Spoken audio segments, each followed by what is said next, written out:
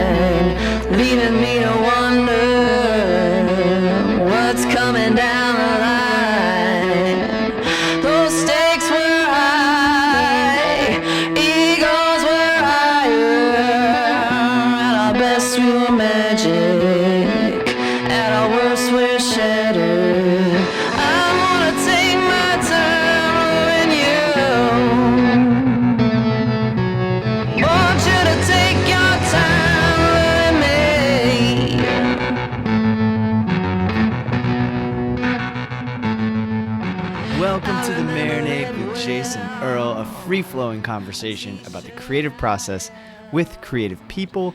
This is episode 37, and my guest is the wonderful Erica Blinn. Erica is a singer, songwriter, and guitar player based in Nashville. Her latest release is called Better Than Gold, and it's outstanding. You heard Loving You at the beginning of the show, absolute banger of a tune. The whole record is fantastic. Go out and check it out and then get down on her other records as well. This was a really cool experience at a time when I really needed it too. Erica was in Florida recently touring with our good friend Hannah Harber and Hannah's husband and collaborator Thomas Wynn. Thomas has this really cool songwriter series called The Circle. And the concept is that he invites two songwriters to play in the round. A few weeks before the performance, each participant sends the others 6 songs that they want to cover. And then all 3 songwriters learn the 18 covers. They then take turns playing them together on the night of the circle. No rehearsals, just the 3 of them coming together and playing. It is such a cool experience. And then after 2 sets of those covers, then they each take turns playing their own tunes. Hannah Harber, Thomas Wynn, and our guest Erica Blinn did all of the aforementioned right after I had the honor of sitting down to record with Erica at Dexter's in Winter Park, Florida. Erica couldn't be more open and honest and real. It was such a great conversation. I'm so grateful for this opportunity. You can find all things Erica at ericablinn.com. Everyone, Erica Blinn. I wanted to know, is are you gonna be mine? I've got you now, won't let go. Be mine forever, I'll be yours for sure. I wanna take my time with you. Want you to take your time. Erica, thank you so much for doing this. Welcome to Orlando. Florida run with Hannah Harber, our good friend. Yeah. And you're going to play in the round tonight, and so I really appreciate your time. I want to talk about so many things and start with your most recent record. Okay. So Better Than Gold, Yeah. a lot of great tunes on there. Thank you. I love it. And I was listening to Dreamer's Heart. Uh-huh.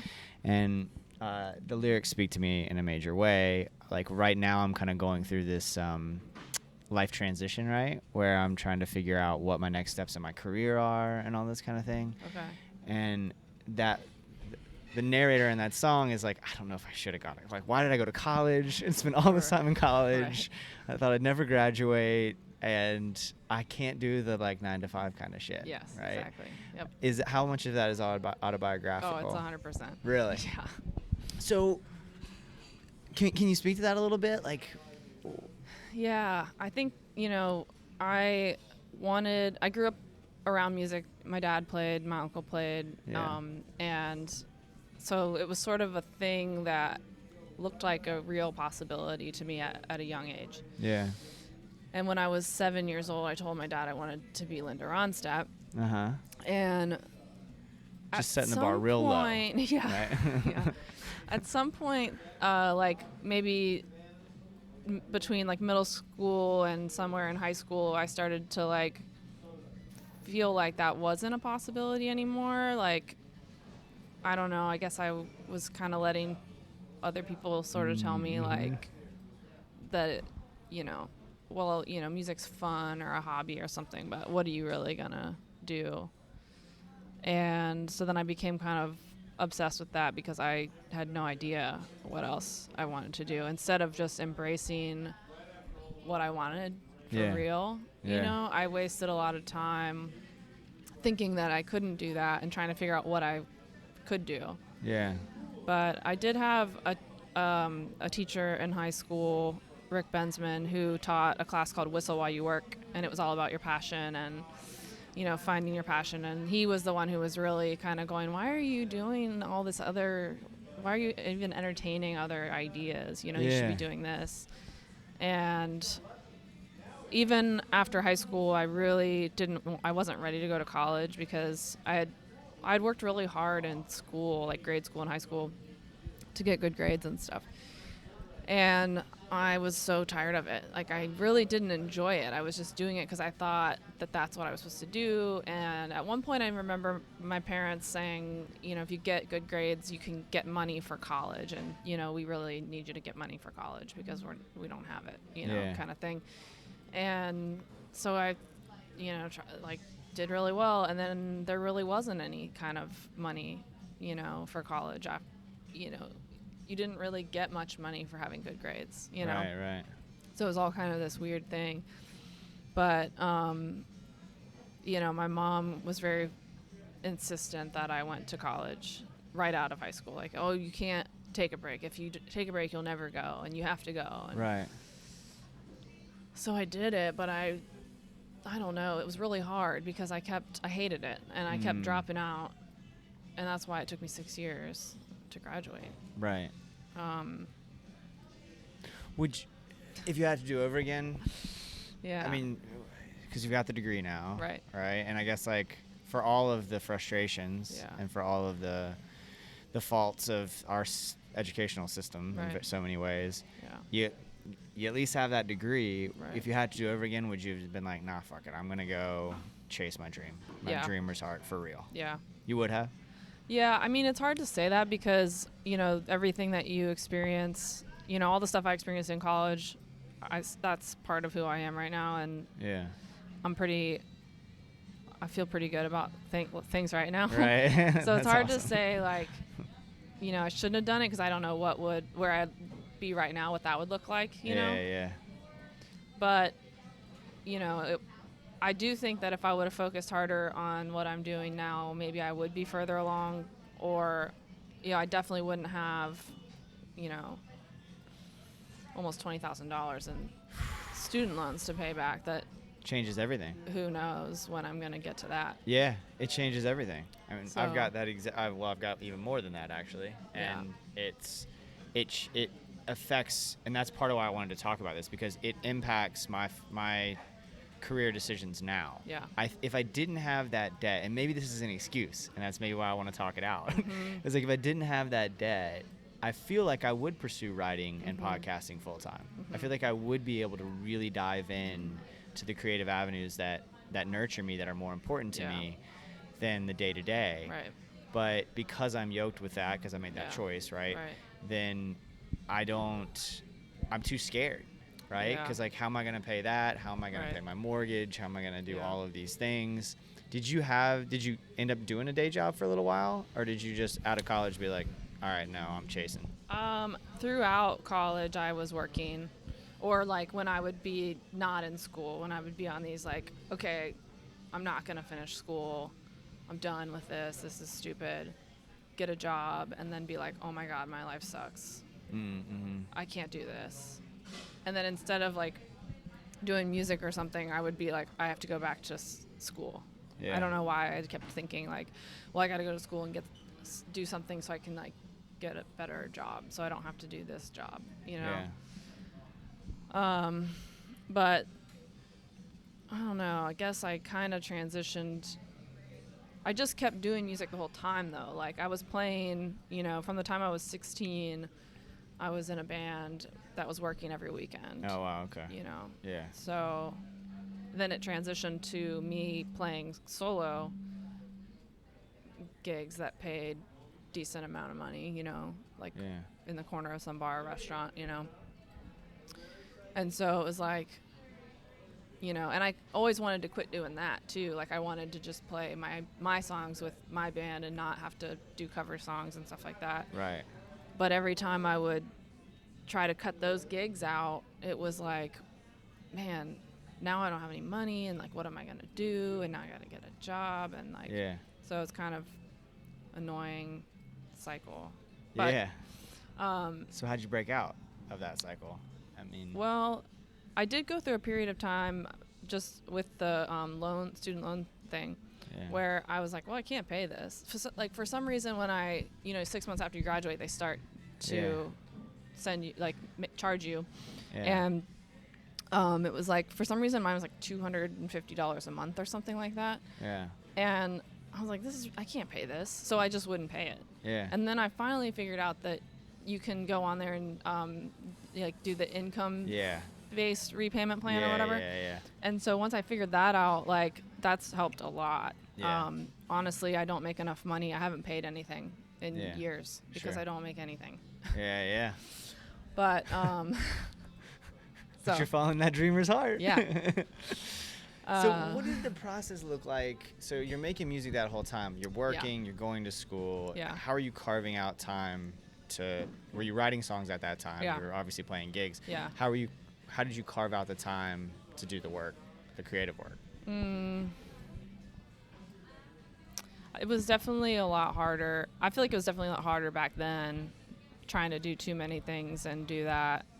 And I really didn't do as much of it as I'm doing now, you know?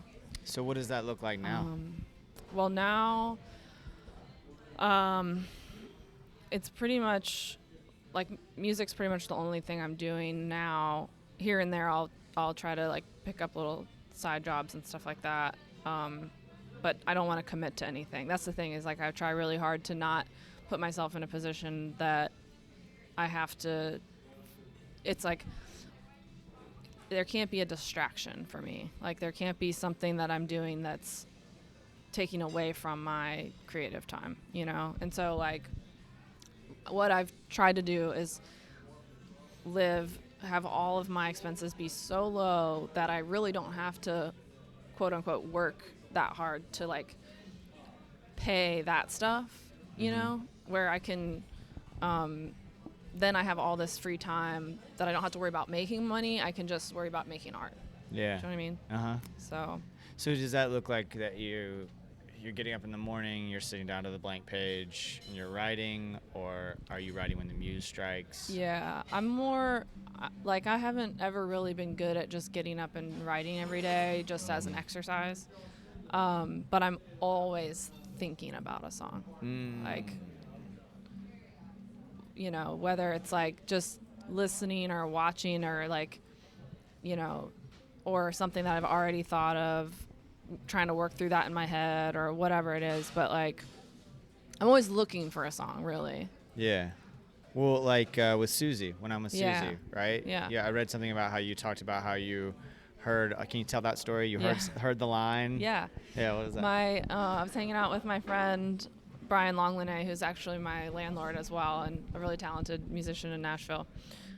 He took me out to this bar to see this band play, and it was kind of an interesting club because it was like, it wasn't really, I don't know if it was just not fully open yet or what, but they didn't have, like, a liquor license at the time, and so people were bringing their own stuff in. It was kind of weird, and, like, so there was this group of people, and they were drinking. They had some tequila that was in a brown paper bag, and they were passing it around and stuff. And I just kind of like was walking past them, and I heard one of the people in the group just say like, "Hey, when I'm with Susie, I do what I want," you know.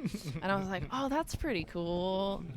So I kind of like thought about it for a second, and then I was like, "I gotta go," you know. And I went home. And Right in that moment. yeah, I was like, I have to go home Yeah. right now and like figure this out. Yeah. And I figured most of it out that night. And then I was up in Ohio visiting my friend Katie Thompson, and she helped me finish it. So That's amazing. Yeah. And so I have a couple questions about that. Yeah. One, how often does that happen where it's like James McMurtry talks about how all the songs come from a line. He hears a line or he reads a Right. line, Yep. and then there's the character. Yeah. The characters all come from the lines. Yeah. Does it work similarly for you? yeah. Really? Yeah. Pretty much every time? Yeah. Really? I mean, that's what I'm always looking for. Like, Yeah. just in everyday like life and conversation and stuff, I'm really just listening, like, for something that sounds cool, or like looking for it, you know. Yeah. So what? And I hear those kinds of stories, and I try to do it too. Where if I've got an idea, I try not to leave it, because if I leave it, it's gone Yeah. for me, right? Yeah. Like if I don't, you talked about having them in your head. Yeah. If I don't write it down, like Ugh. physically put pencil to Right. paper, it is almost always gone. Yeah. And that shit happens to me in the morning. If I'm like hitting the snooze alarm, it happens to me a lot, where I'm like, if I didn't have my notebook by my bed, Yeah. that idea is gone. Yeah. Forget about it. Yeah. But at the same time, what you just described is like, I guess you're in Nashville, you're with other artists, it's more acceptable. Like, just, I feel like that would impact my friendships and relationships. Yeah. You're If just I was doing Hey, that. bye. I gotta go now. Yeah. Bye. So, were you? And also, the other thing that happens to me is that, like, you're describing like kind of a party setting. Yeah. If I'm partying and I have an idea, first of all, 99% of them are bad. When if I'm drinking, Yeah.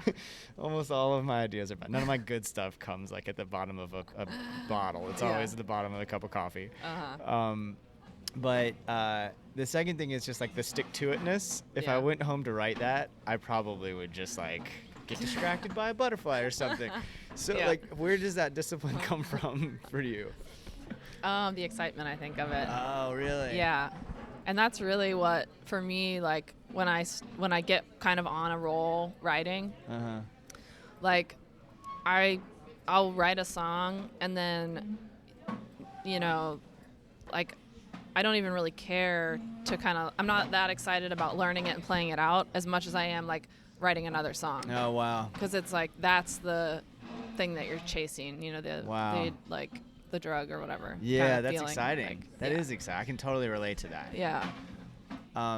How often is it that so for that song, you wrote part of it yourself, your Yeah. friend Katie helped you finish Yeah. it, right? Yep. How often is it a co-write situation like that, where you bring somebody else in, and how often are you doing it yourself? I think most often I'm doing it myself. On the records that I've put out, you know, it's been about 50-50, I feel like, on the records. But, like, currently I'm making a new record and Awesome. writing for that. And so far I'm doing everything myself. Like, I'm actually recording it myself at home on a cassette 4-track and playing all the instruments. And I've written all the songs by myself so far. Wow. So, How different is that for you? I mean, is that you talked about that excitement? yeah. If it's all you, It's is that so more exciting. That's got to be so fun. It's so exciting, too, because I'm like, waking up with an idea, you know, and then recording it, like, that day. Yeah. And kind of figuring it out, like, as I'm going even sometimes. Yeah. And then getting, like, these really cool sounds and results and being like, this is amazing. Yeah. You know? Like, What was the impetus for that?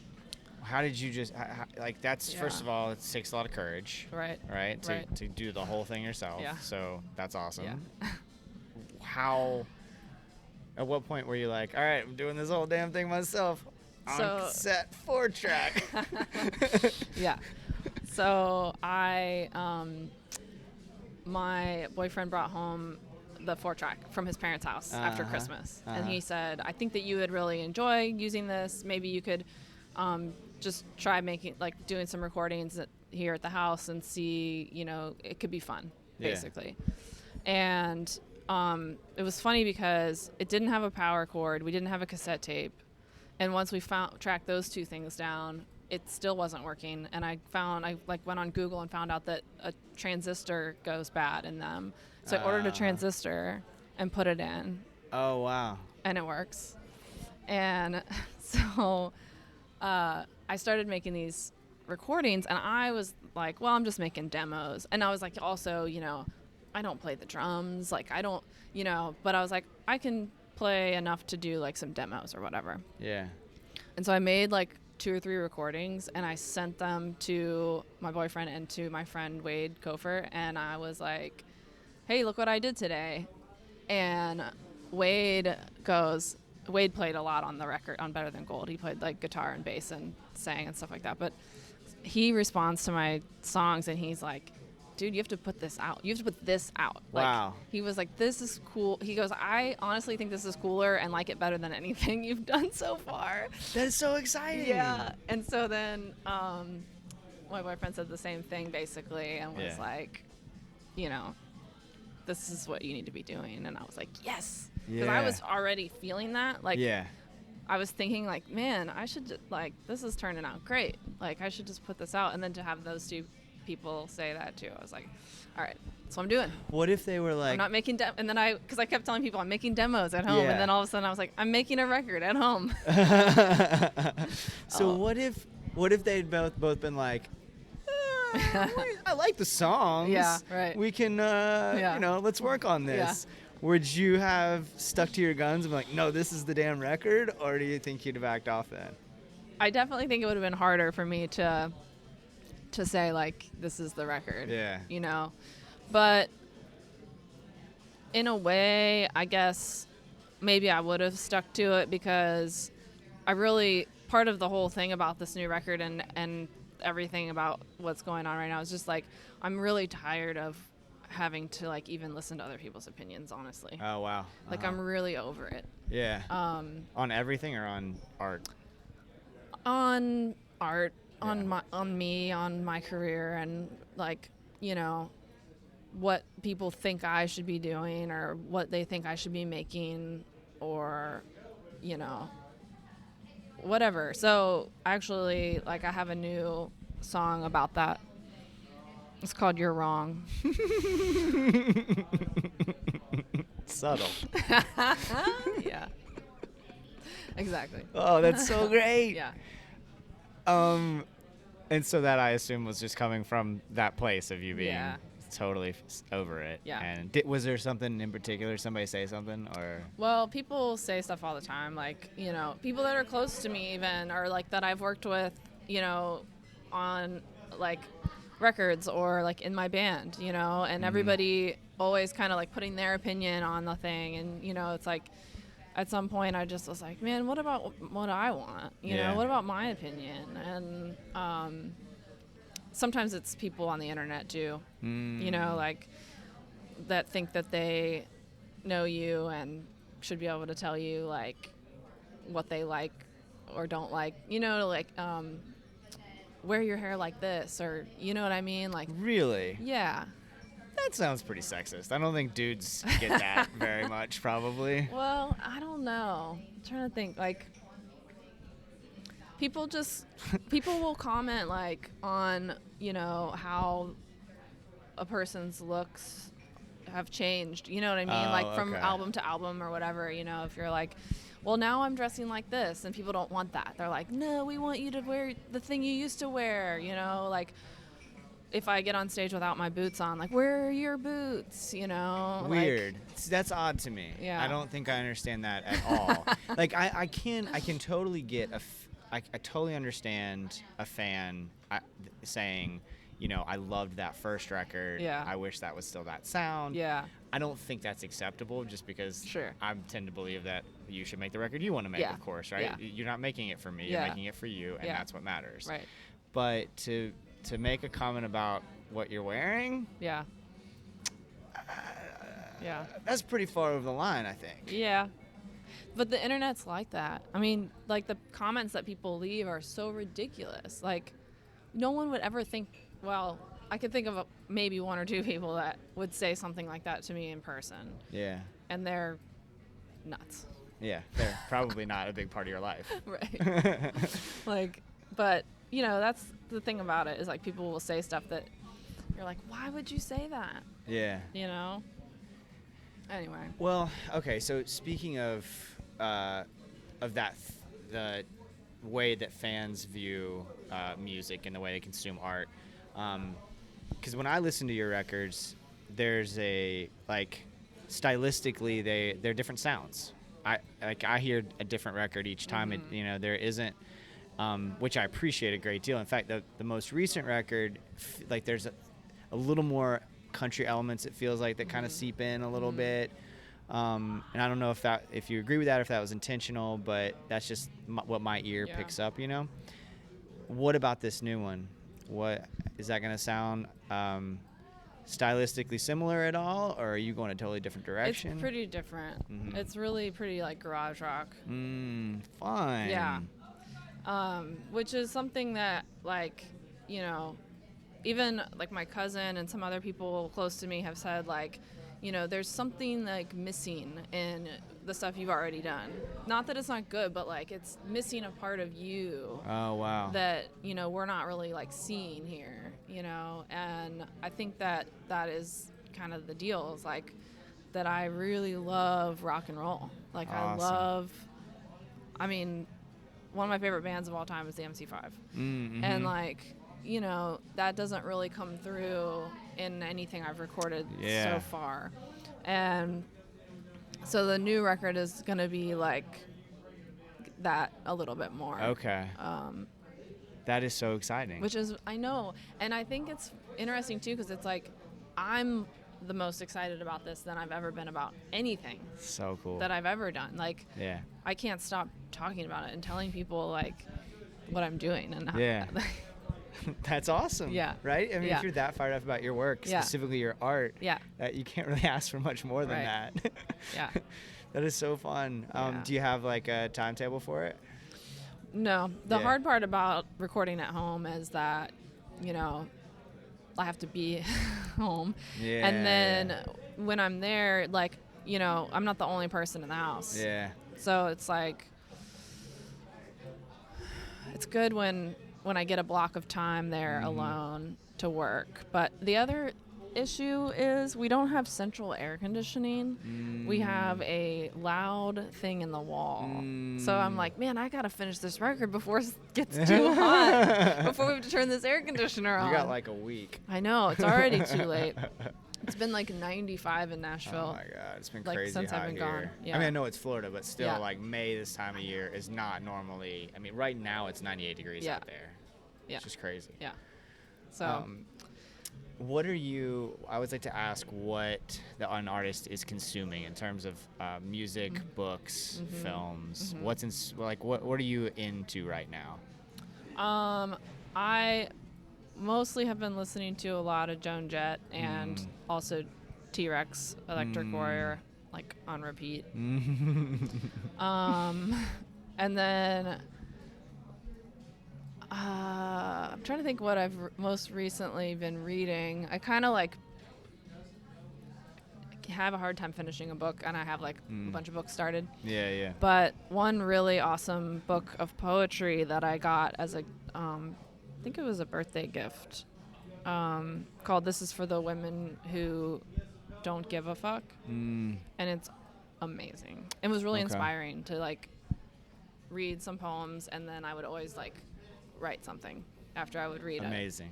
Not necessarily like a song, but just you know, writing like whatever I felt kind of about what I had just read in a way, you know. Oh, those are the good bits. Or like my like response to it, you know. That's so beautiful. Those are Yeah. the good bits, right? Yeah. Where you get a hold of something that's so exciting to you that you want to go create something too. Like, it's amazing. Yeah. People will. I'm really fortunate that a lot of folks who listen to the show have been inspired to go and create other things or ramp up their creative process.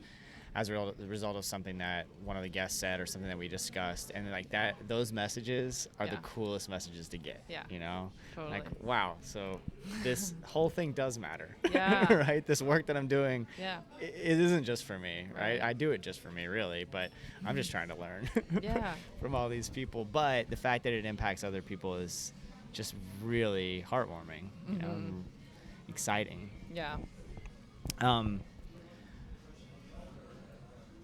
Oh goodness, I forgot what I was just gonna say. I've also been listening to this podcast that I just found out about. That was a friend of mine I went to high school with is part of. Oh, I didn't even cool. really know about it, and we ran into each other in a bar in Nashville, and he was like, "Oh yeah, this podcast. It's called This Nashville Life, and it has all these interesting interviews with people, and it's mostly like songwriters.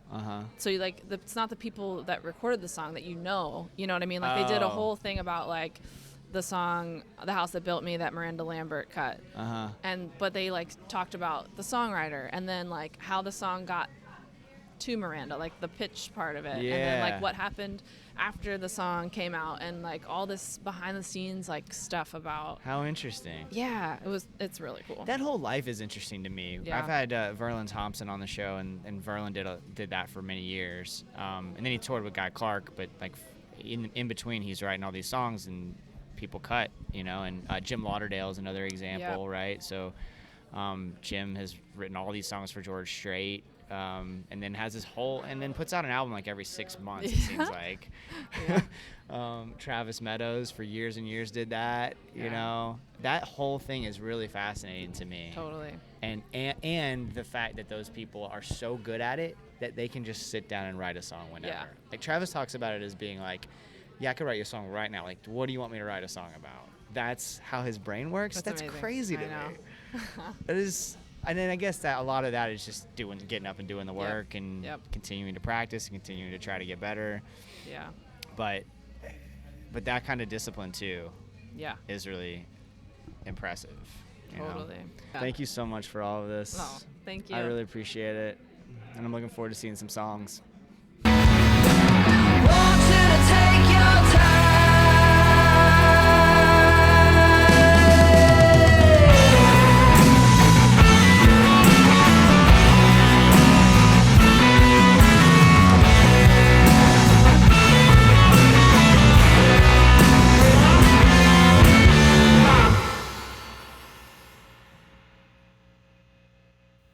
Erica Blinn, y'all. Thank you so much, Erica. Thank you all for listening. Go to ericablinn.com for all things Erica. I am stoked for that new record whenever it comes to fruition. She has several wonderful records already available, so check those out if you haven't. And if you have, do it again and again. Y'all, again, thank you so much. You can keep up with the Marinade at marinadepodcast.com. We have our feature episodes. We also have website exclusive episodes. We have some of my writing and concert photography. You can also follow us on Facebook, Twitter, and Instagram.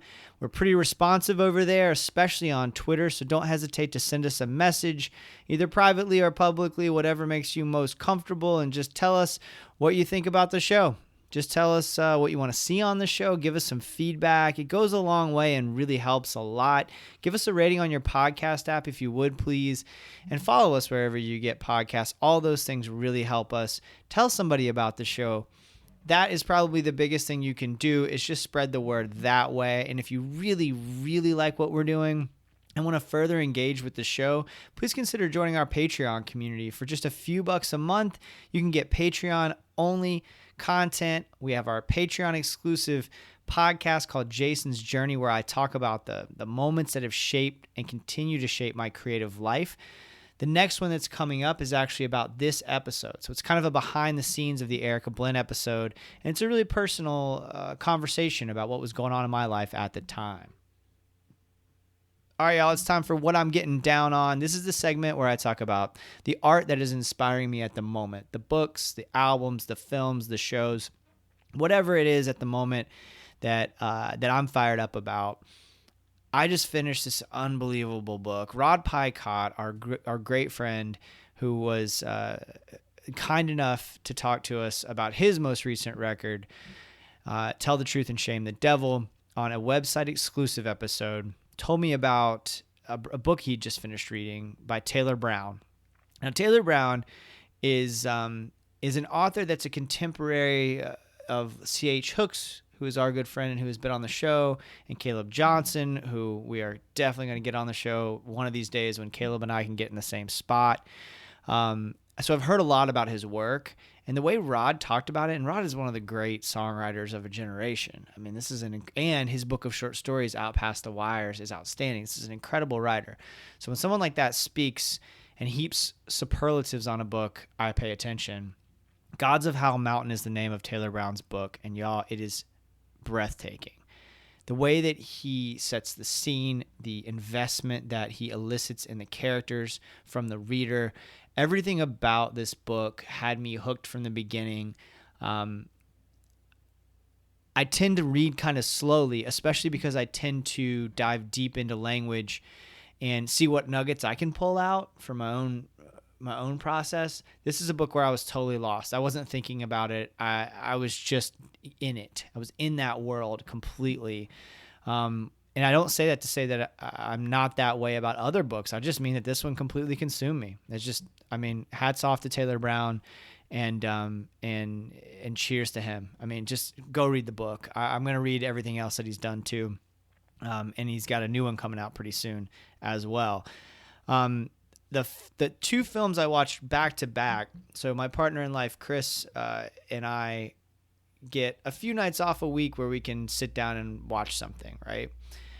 Usually it's like 2 nights a week, to be perfectly honest. So the 2 nights in a row, we had some time off together, and we were kind of on a spooky movie kick. So we watched Us. I had not seen it yet. She had. Finally got to see Jordan Peele's Us, and it completely blew my mind. Outstanding. If you've been waiting on that one, go see it. And the other one is We Need to Talk About Kevin. We Need to Talk About Kevin came out in 2011. Heartbreaking story based on a book, and outstanding. Just gripping from the beginning, heart-wrenching. Tilda Swinton's in it, John C. Reilly, incredibly well done. The list of names goes on, and people that are involved in producing and so forth. This film, definitely heavyweights, and definitely worth your time. What have I been listening to? Joe Pug's The Flood in Color. I mean, I wish this guy would put out a record every year. I think we all do, but this one is his best work, I think. And Timothy Showalter of Strand of Oaks did a really cool interview of Joe about the record on Joe's podcast, The Working Songwriter, which I recommend you checking out as well. The other podcast that I was listening to recently is I'm if you follow me on Twitter, you know I'm a Tool fan, and their new album's coming out, so I'm stoked for that. And I don't usually, quite honestly, and I'm not throwing shade or anything, I just don't listen to Joe Rogan. It's not my thing.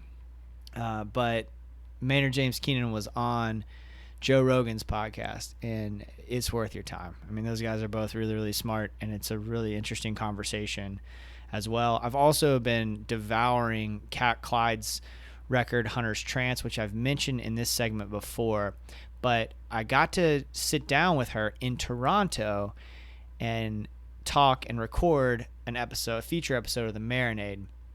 And just, you know, the connection that you feel when you get to know somebody and you find out that they're incredibly cool and very interesting and a sweet person too. That art just takes on a different dimension for me. Kat was amazing, and I cannot wait for y'all to hear this conversation that I recorded with her. And in the meantime, I highly recommend that you go and listen to this album, Hunter's Trance. It's outstanding, and I don't think you'll be disappointed. Y'all, thank you all so much for listening. Until next time, go out and create something. Cheers, y'all.